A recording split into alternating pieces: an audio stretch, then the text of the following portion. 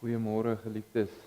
Baie welkom by ons ontmoeting met die Here vanoggend en baie dankie ook vir die mooi musiek wat ons vanoggend kon hoor.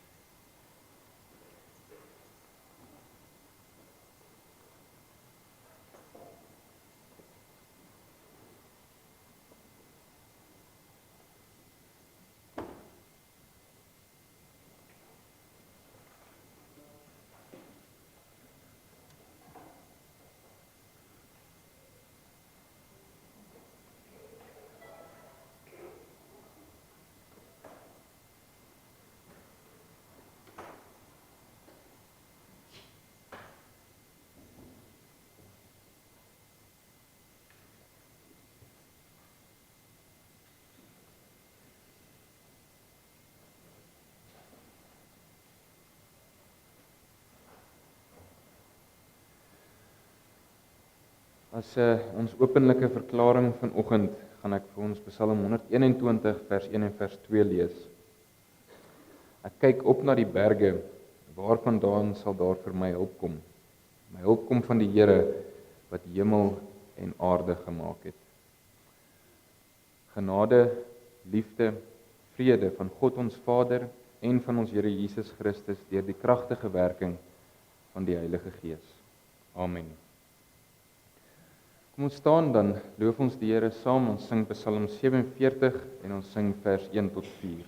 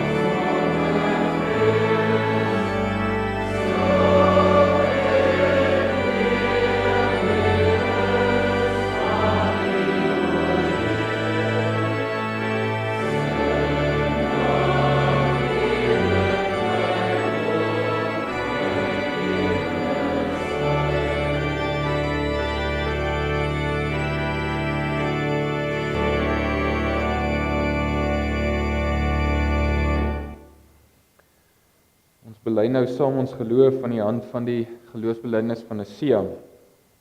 Ons glo in een God, die almagtige Vader, die skepper van hemel en aarde, van alle sigbare en onsigbare dinge.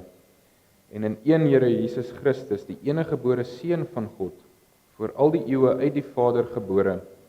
Hy is God uit God, lig uit lig, ware God uit ware God, gebore, nie gemaak nie, een in wese met die Vader, deur wie alles tot stand gekom het. Hy het ter wille van ons mense en ons saligheid uit die hemel neergedaal en het deur die Heilige Gees uit die Maagd Maria vlees geword. Hy het mens geword.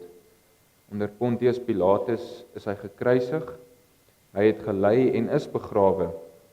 Op die 3de dag het hy volgens die skrifte opgestaan en hy het na die hemel opgevaar. Hy sit aan die regterhand van die Vader en hy sal met heerlikheid terugkom om die lewendes en die dooies te oordeel.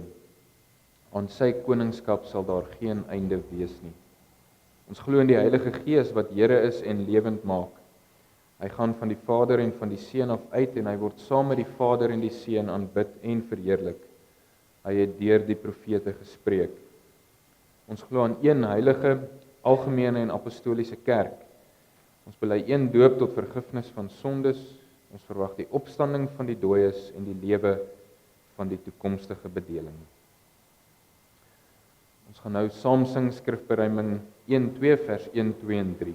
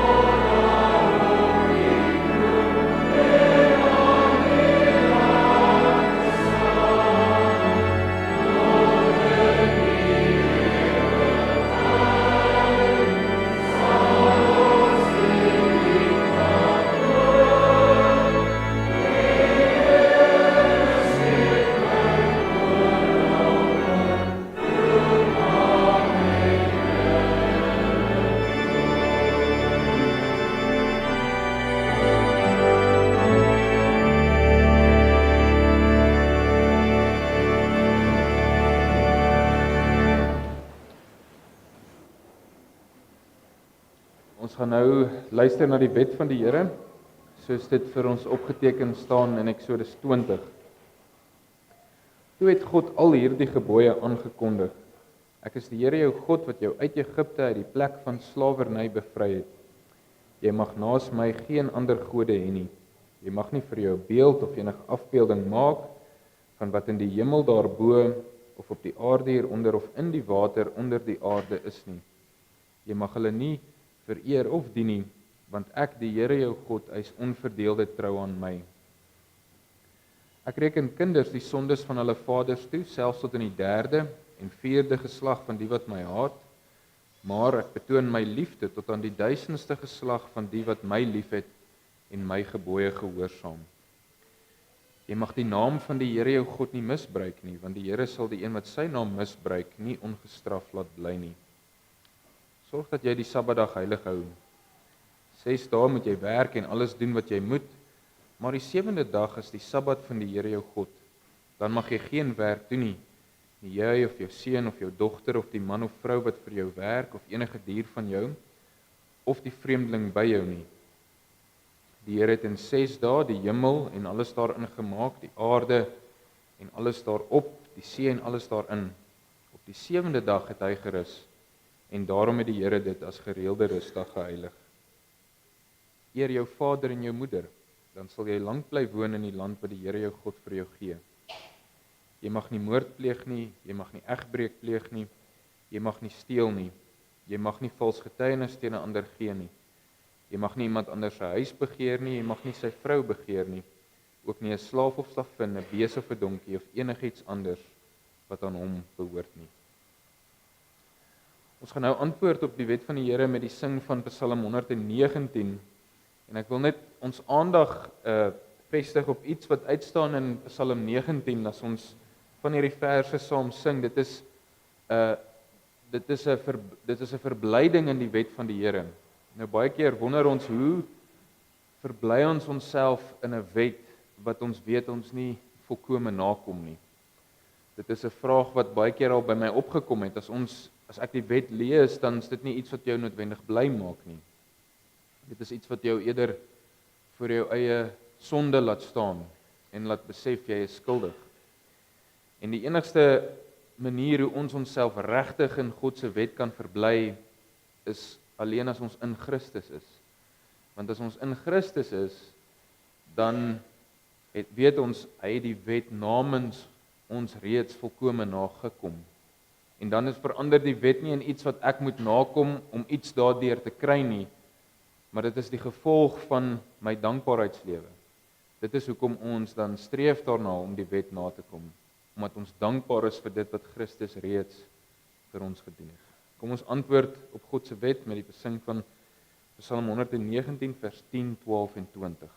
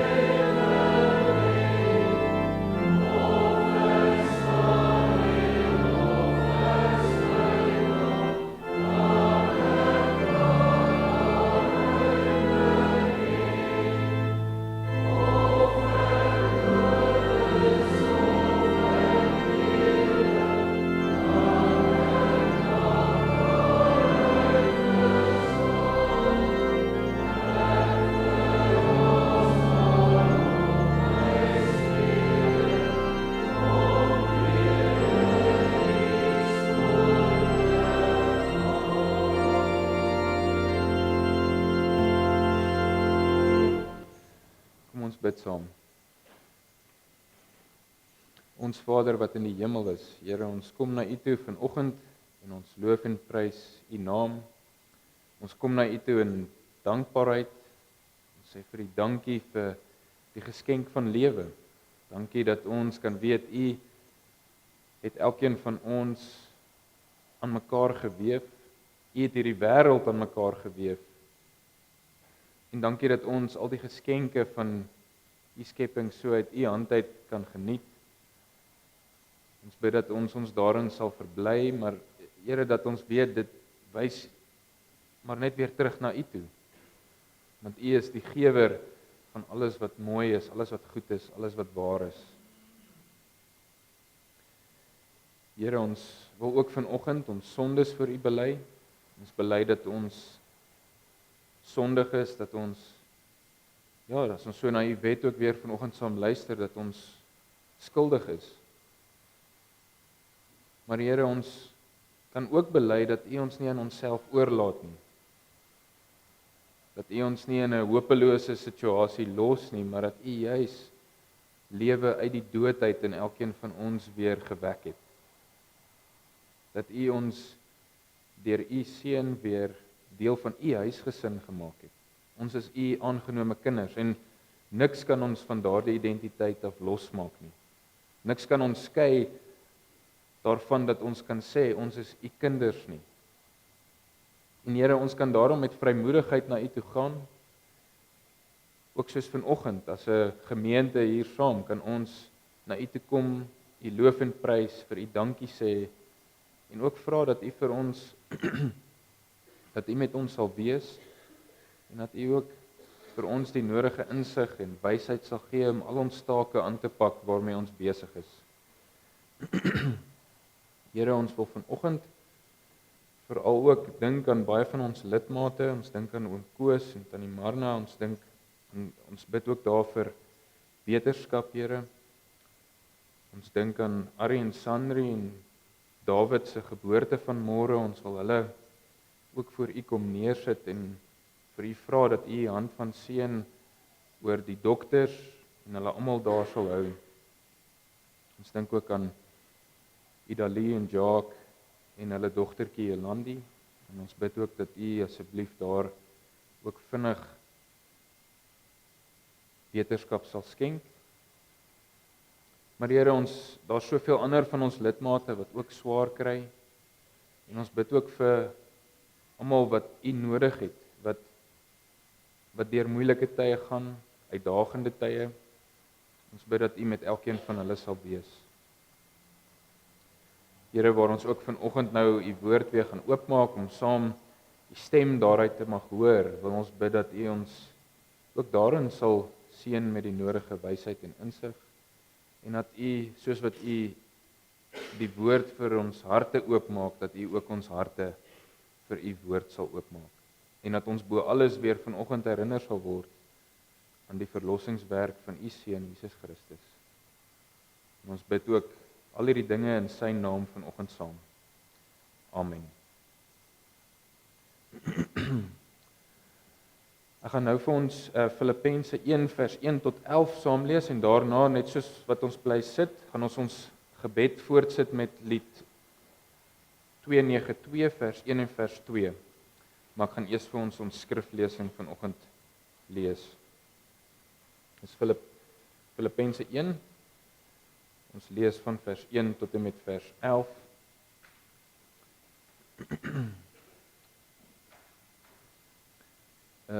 Daai is, ek moes dit seker verkeerd aangedui het. Ek gaan uit die 83 vertaling uit voorlees, nie uit die nuwe direkte vertaling nie.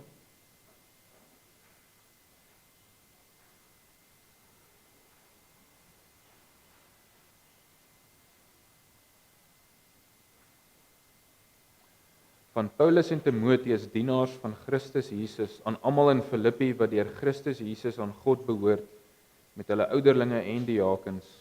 Genade en vrede vir julle van God ons Vader en die Here Jesus Christus. Ek dank my God elke keer as ek aan julle dink. In al my gebede bid ek altyd met blydskap vir julle almal, omdat julle van die eerste dag af tot nou toe saamgewerk het aan die verkondiging van die evangelie. Ek is veral ook daarvan oortuig dat God, wat die goeie werk in julle begin het, dit eindtyd sal voer en dit sal volëindig op die dag wanneer Christus Jesus kom. Dit is ook heeltemal reg dat ek so oor julle almal dink, omdat julle my na in die hart lê. Julle deel immers almal saam met my in die genade wat God my gee, sowel in my gevangenskap as in my verdediging van die evangelie en die bevestiging van die waarheid daarvan. God is my getuie. Hy weet hoe ek na julle almal verlang met die liefde van Christus Jesus in my hart. Ook bid ek dat julle liefde al hoe meer sal toeneem in begrip en fyn aanvoeling, sodat julle die dinge sal kan onderskei waarop dit werklik aankom. Dan sal julle op die dag wanneer Christus kom onberispelik en sonder blaam wees. En deur Jesus Christus sal julle geheel en al in die regte verhouding met God wees tot sy lof en eer. Ons fokusvers vanoggend is vers 10, vers 9 en 10. Ook bid ek dat julle liefde al hoe meer sal toeneem in begrip en fyn aanvoeling, sodat julle die dinge sal kan onderskei waarop dit wel werklik aankom.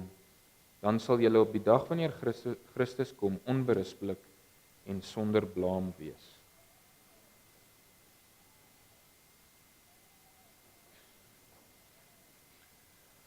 Terwyl ons net so sit, kom ons sing lied 292 vers 1 en vers 2.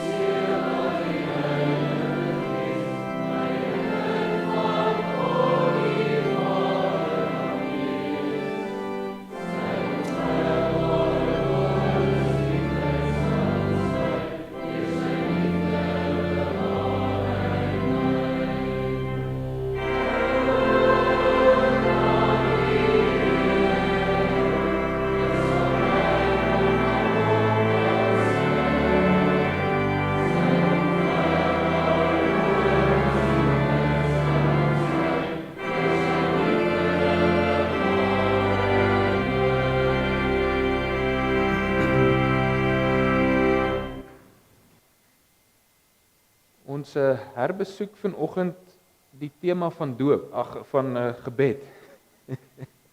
Amper begin ek heeltemal verkeerd. Die tema van gebed. Ons sien vir Paulus hier aan begin van sy brief aan die Filippense is dit iets wat baie klem kry.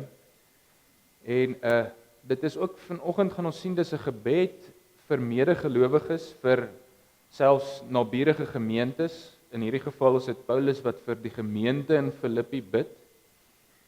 En dit is 'n gebed wat definitief vra dat ons in een of ander vlak verander word. C.S. Lewis het eenmaal geskryf dat gebed is nie daar sodat ons God kan probeer verander nie. Gebed is daar sodat ons verander word. Gebed verander ons, soos wat ons in 'n vader-kind verhouding met God staan en met vrymoedigheid na hom toe kan gaan in gebed, is ons aanhoudend besig om deur God gevorm te word en uiteindelik verander te word. En hierdie gebed wat Paulus vra, is definitief 'n gebed wat vra dat ons in baie opsigte verander. Dat ons heiliger word, dat ons meer en meer gevorm word na die beeld van Christus. En soos ons gaan sien dat ons veral in iets soos onderskeidingsvermoë kan groei. So ons sien keer op keer 'n gebedsroetine in al Paulus se briewe. Hy doen voorbinding vir die gemeentes. Nou hoe belangrik is hierdie gebedsbeginsel nie vir ons nie? dis eintlik, moet ons maar sê, dis eintlik voor die hand liggend dat ons vir mekaar voorbidding moet doen. Gelowiges is immer saamgebind. Ons is saamgebind tot 'n eenheid, ons het dieselfde geloof, ons aanbid dieselfde God.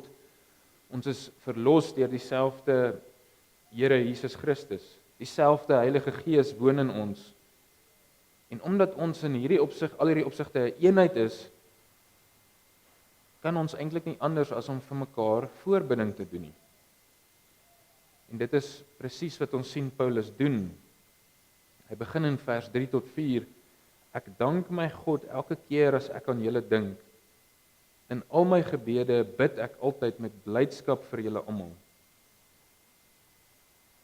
Sonder ophou sê Paulus dankie vir hierdie gemeente. Hy bid deurlopend vir hulle. Hoekom? In vers 5 skryf hy verder, omdat julle van die eerste dag af tot nou toe saamgewerk het aan die verkondiging van die evangelie. Hierdie mense in Filippi het deel gehad aan die verkondigingswerk van die evangelie en daarom bid Paulus vir hulle. So wat is die punt? Ons moet hierdie gebedsbeginsel aanleer waar ons deurlopend vir ons medegelowiges voorbidding doen. Ons is 'n eenheid en daarom wil ons vir mekaar bid. Maar die vraag is miskien, waarvoor bid Paulus spesifiek vir hierdie gelowiges? En dit gaan vir ons 'n riglyn gee, waarvoor kan ons ook onder andere vir mekaar voorbid? Hy, soos ek dit nou ook genoem het in kort, hy doen eintlik hier voorbidding vir verdere heiligmaking. Hy vra, mag ons groei in die besef van dit wat wesentlik is. Mag gelowiges groei in die besef van dit wat wesentlik is. Nou met die eerste oogopslag lyk dit of Paulus in hierdie gebed bid vir 'n vermeerdering van liefde. Ons lees dit in vers 9. Ook bid ek dat julle liefde al hoe meer sal toeneem. Dit lyk dus of Paulus hier bid dat God sonder ophou die Filippense se liefde sal laat toeneem, dat hulle liefde meer en meer oorvloedig mag word. En op 'n sekere vlak is dit presies waarvoor Paulus bid. Maar soos ons verder lees, begin dit al hoe duideliker word, die liefde waarvoor Paulus bid in hierdie gebed is nie 'n doel op sy eie nie. Die liefde waarvoor hy bid is eerder 'n middel tot 'n doel. Hy bid dat julle liefde al hoe meer sal toeneem in begrip en fyn aanvoeling, sodat julle die dinge sal kan onderskei waarop dit werklik aankom. Die vraag is dus, wat bedoel Paulus as hy bid dat hulle liefde al hoe meer sal toeneem in begrip en fyn aanvoeling?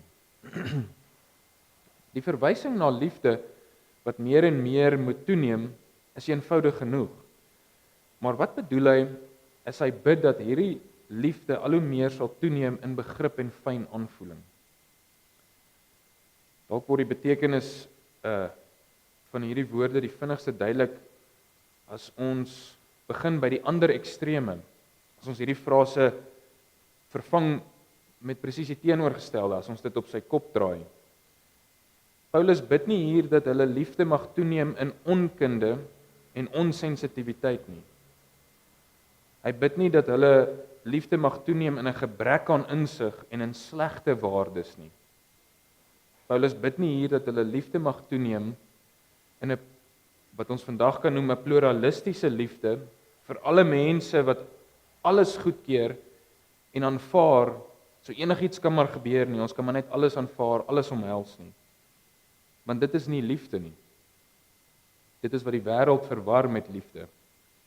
Nee, Paulus bid hier dat hulle toenemende liefde juis gekenmerk mag word deur begrip en fyn aanvoeling. So in die eerste plek begrip. Die woord wat hier gebruik word is eintlik die woord vir kennis. Mag die gelowiges in Filippi se liefde al hoe meer toeneem in kennis. Dit is, mag hulle al hoe meer die betekenis van die evangelie verstaan. Mag hulle al hoe groter en al hoe meer volwasse begrip hê van dit wat God vir hulle in Christus gedoen het. Mag hulle liefde nog beter verstaan. En dan in die tweede plek bid Paulus dat hulle liefde mag toeneem in fyn aanvoeling. Ook hier het ons te maak met 'n woord wat verwys na die intellek of die vermoë om iets te verstaan. Spesifiek hier die vermoë om op 'n morele vlak te verstaan en te onderskei. So mag die Filippense al hoe meer toeneem in die onderskeid tussen dit wat reg en verkeerd is, dit wat goed en sleg is. Mag hulle liefde juis kan onderskei. So waarvoor bid Paulus hier? Hy bid dat hulle liefde sal toeneem in kennis van die evangelie en in die vermoë om te kan onderskei. Hy bid dus dat die Filippense sal toeneem in kennis en insig van hoe God hulle verlos het, hoe hy vir hulle sorg, hoe hy hulle regeer, hoe hy hulle liefhet,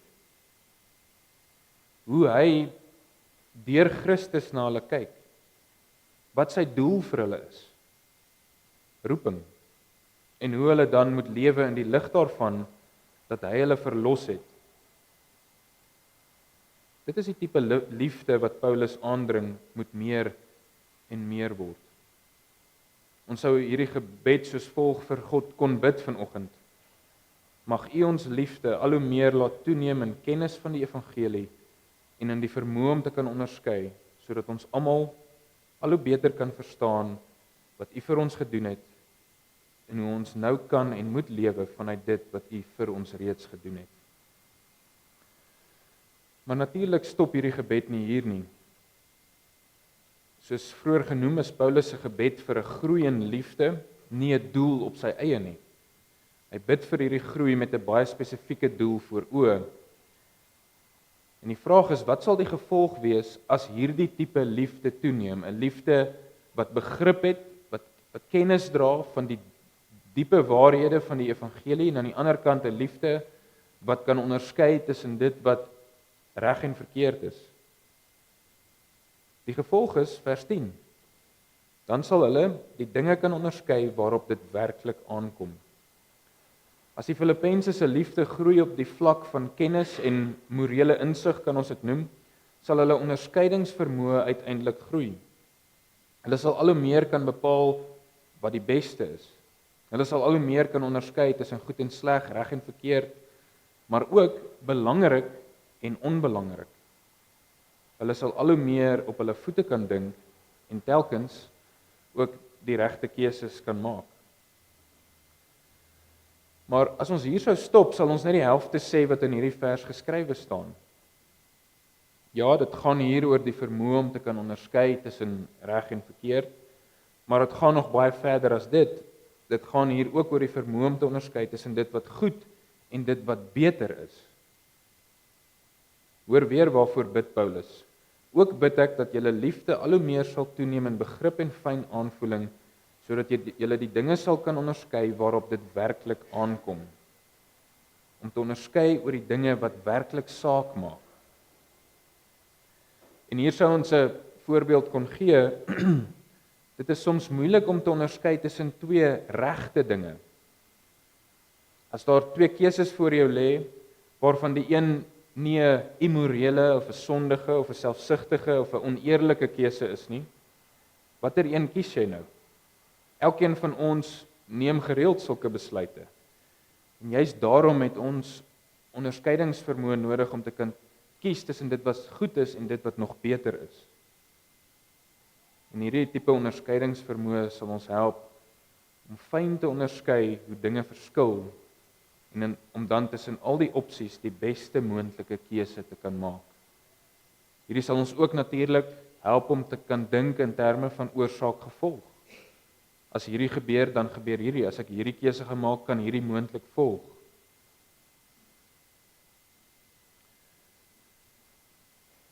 Maar heel eenvoudig kom hierdie gebed neer op 'n gebed dat gelowiges mag groei in die besef van dit wat wesentlik is. Dit wat die kern, die hart, die essensie van alles is. Dit wat uitstaan bo die res van die dinge. En wat is hierdie dinge? Paulus self antwoord eintlik hierdie vraag vir ons in die res van die Filippense brief. In hoofstuk 3 praat hy van sy vorige lewe en sy lewe nou dat hy vir Christus ken. En hoe beskryf hy hierdie dinge? Hy sê, maar wat eers vir my 'n bate was, beskou ek nou as waardeloos ter wille van Christus. Ja, nog meer, ek beskou alles as waardeloos, want om Christus Jesus my Here te ken, oortref alles in waarde. Ter wille van hom het ek alles prysgegee en beskou ek dit as verwerplik, sodat ek Christus as enigste bate kan verkry. Wat is die wesentlike? Wat is die grootste, die wesentlike saak? En weer eens, hy antwoord dit self. Al wat ek wens, sê Paulus, is om Christus te ken, die krag van sy opstanding te ondervind en deel te hê aan sy lyding deur aan hom gelyk te word in sy dood, in die verwagting dat ek self deel sal hê aan die opstanding uit die dood. En dit sluit natuurlik baie nou aan by sy woorde in Filippense 1 vers 21, om te lewe is vir my Christus en om te sterwe is vir my wins. Nou Paulus self erken dat hy nog ver moet gaan op hierdie pad. Al skryf hy hierdie dinge neer vir die gelowiges in Filippi, erken hy ook ek het nog self 'n pad wat voor lê. Hy sê ek sê nie dat ek dit alles al het of die doel al bereik het nie. Maar dan gaan hy voort, ek het nog nie alles bereik nie, maar ek span my in om alles myne te maak omdat Christus Jesus my reeds syne gemaak het. Waarop kom die wesentlike neer? Dinge wat daartoe bydra dat ons Christus al hoe beter ken. Dinge wat maak dat ons besef dat om Christus te ken alles anders in waarde oortref. Dinge wat maak dat ons inspann om die hemelse prys te behaal waartoe God ons geroep het in sy seun Jesus Christus. Dit is die wesentlike. En ons moet hier miskien byvoeg in die tyd waarin ons leef. Dit is nie 'n valse Christus wat ons moet ken nie, die ware Christus wat in sy persoon en werk aan ons geopenbaar word in die skrif. Hier is nog miskien praktiese voorbeelde wat ons kan help om iets hiervan te probeer ons eie maak. Wat doen ons met ons tyd? Hoeveel ure spandeer ons miskien voor 'n TV of miskien in ander forme van wat ons net bloot kan sê is tydmors? In vergelyking hiermee, hoe baie ure 'n week spandeer ons met ons gesinne? Hoe baie ure spandeer ons aan doelbewuste geestelike groei? Hoe baie ure spandeer ons in gebed? Gebruik ons tyd op so 'n manier dat ons daardeur, die manier hoe ons dit gebruik, dat ons daardeur kan bewys dat ons verstaan wat die wesentlike dinge is. Nog 'n voorbeeld. Watter boeke het ons gelees die laaste 6 maande?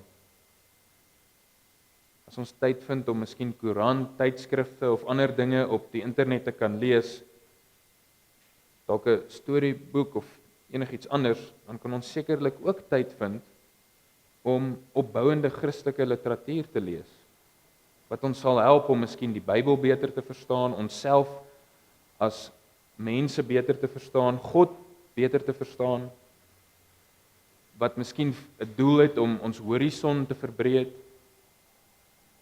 Is ons leesgewoontes 'n bewys dat ons verstaan wat die wesentlike dinge is?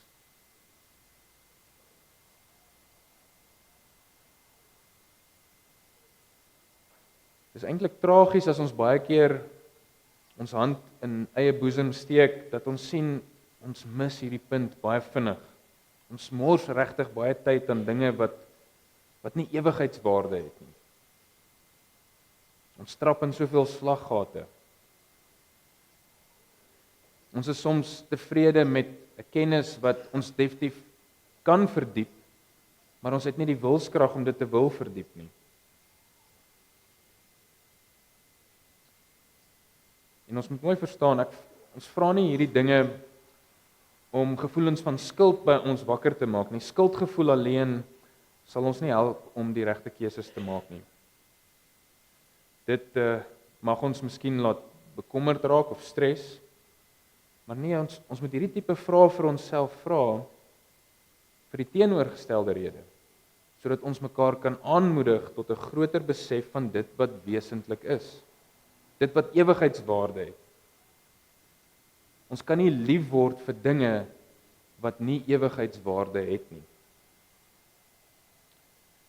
En dit bring ons dan weer by die gebed uit. As ek en jy al hoe meer keuses wil maak tussen dit wat goed en dit wat beter is, moet ons bid dat God ons die onderskeidingsvermoë sal gee. Ons moet gereeld vra dat God ons sal help bepaal wat wesentlik is vir onsself, vir ons gesinne en natuurlik ook vir Brooklyn gemeente. Wat is die wesentlike vir ons as gemeente? Nou, ons skrifgedeelte stop natuurlik nie hier nie, want Paulus bid nie net vir 'n groter onderskeidingsvermoë nie, maar hy gaan nog verder. Hy bid dit met die oog op ietsie. Wat sal die gevolg wees, sou ons kon vra, as ons al hoe meer kan onderskei waarop dit werklik neerkom, soos Paulus dit sê. Vers 10 tot 11 van die gedeelte brei hierop uit. Dan sal julle op die dag wanneer Christus kom onberispelik en sonder blaam wees, en deur Jesus Christus sal julle geheel en al in die regte verhouding met God wees. Die woorde op die dag van Christus kan maklik verstaan word as 'n verwysing na die spesifieke dag wanneer Christus kom. Op daardie dag sal ons innerlik onberispelik wees. Maar dit is nie alleenlik wat hierdie teks bedoel nie. Die bedoeling is baie eerder dat ons rein en onberispelik sal wees tot op die dag van Christus. Tot op die dag wat hy kom en selfs op die dag wat hy kom. Met ander woorde, Paulus bid hier dat ons in die lig van die koms van Christus, in die lig van ons hoopvolle verwagting van Christus se wederkoms, dat ons in die lig daarvan rein en onberispelik sal lewe van nou af tot dan. En ons moet hierdie mooi verstaan, Paulus se verwysing na die dag van Christus is nie 'n dreigement vir die gelowiges in Filippense nie. Dis nie asof hy vir hulle sê, julle beter verander of daar wag 'n groot oordeel nie. Hy moedig hulle eerder aan en hy gee vir hulle riglyne hoe om te lewe met die oog op die dag van Christus. En net so moedig hy ons aan om op so 'n wyse te lewe dat ons wys dat ons onthou en oortuig is dat ons op pad is na daardie heerlike dag toe en dat ons daardeur gedryf word hier en nou in alles wat ons doen, in al ons handelinge. Nou, hoe sluit dit by die gebed aan wat Paulus bid? Hoe meer en meer ons nadink oor die dag van Christus, hoe meer en meer ons fokus op daardie hoopvolle vooruitsig wat ons kan koester, hoe dringender sal ons nou reeds bid ook om te kan onderskei wat die dinge is waaroor dit gaan, die wesentlike. Hoe meer sal ons raak sien, hoe meer ons raak sien hoe ons eendag voor God gaan wees, hoe groter en breër sal ons perspektief wees op dit wat ons nou reeds moet wees en waarvoor ons nou reeds kan bid. En die gebed stop natuurlik ook nie hier nie. Wat is die uiteindelike doel van hierdie gebed? Hoekom bid ons ten diepste dat ons mag groei in die besef van dit wat wesentlik is met die oog op Christus se wederkoms? Ons bid dit vir geen ander rede as tot die lof en die eer van God nie. Dis hoe ons fokusvers eindig. Wat sal gebeur as ons in onderskeidingsvermoë groei? Paulus skryf, dan sal julle op die dag wanneer Christus kom onberispelik en sonder blaam wees, en deur Jesus Christus sal julle geheel en al in die regte verhouding met God wees, tot sy lof en eer. Tot sy lof en eer. Dit is die diepste doel van al hierdie dinge. Die doel van ons gebede, van ons al hoe heiliger en heiliger lewens, soos wat ons meer en meer gevorm word, van ons fokus op die dag van Christus, is dat God die lof en die eer kan ontvang wat hom toekom. En na alles wat ons gehoor het, mag dit Brooklyn gemeente se gebed vir mekaar wees. En ek sluit af met die gebed van Paulus wat ons hier gelees het. Ook bid ek dat julle liefde al hoe meer sal toeneem in begrip en fyn aanvoeling, sodat julle die dinge sal kan onderskei waarop dit werklik aankom. Dan sal julle op die dag wanneer Christus kom onberispelik en sonder blaam wees, en deur Jesus Christus sal julle geheel en al in die regte verhouding met God wees, tot sy lof en eer. Amen. Kom ons bid saam.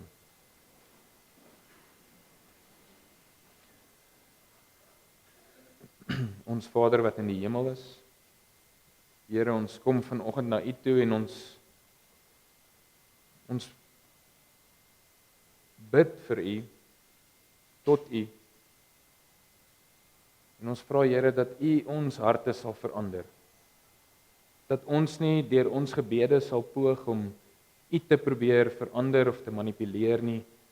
Dat ons nie ons eie agendas deur ons gebede sal dryf nie, maar dat ons bloot net sal sê, Here, ons val in by U wil. Ons onderwerp ons aan U wil. En Here, ons bid daarom dat U ons sal verander. Dat U deur U Gees in ons elkeen sal werk. Dat U ons almal sal laat groei in liefde, begrip, fyn aanvoeling vir dit wat die wesentlike is. En dat ons, sodra ons weet wat die wesentlike is, dat ons regtig ons oë op dit gefestig sal hou. En Here, ons weet die wesentlike, dit kan nie dinge wees wat gaan vergaan nie. Dit kan nie die tydelike wees nie. Die wesentlike is die onverganklike, die ewige. U Seun Jesus Christus. Ons bid daarom dat ons in alles ons oë op hom gefestig sal hou. En ook in die woorde van Paulus dat ons berus by die belofte dat die goeie werk wat hy in elkeen van ons in hierdie gemeente begin het, dat hy die pad eindtyd saam met ons sal stap. Amen. Daar is nou 'n geleentheid vir die liefdegawes.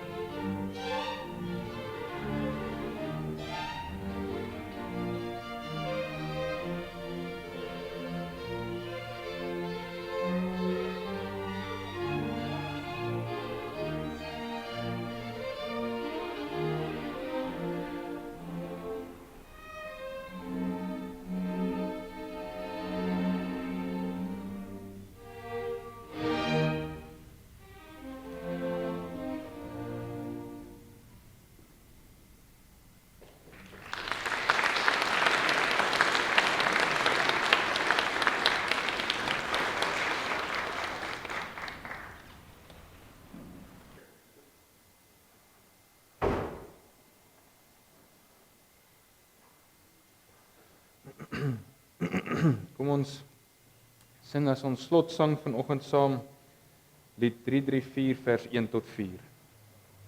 Ons kan staan.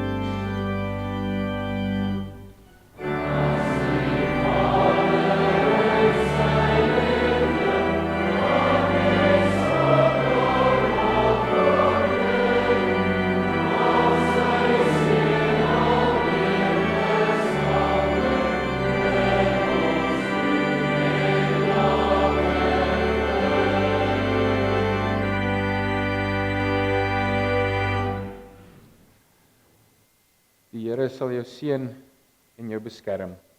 Die Here sal tot jou redding verskyn en jou genadig wees. Die Here sal jou gebede verhoor en aan jou sy vrede gee.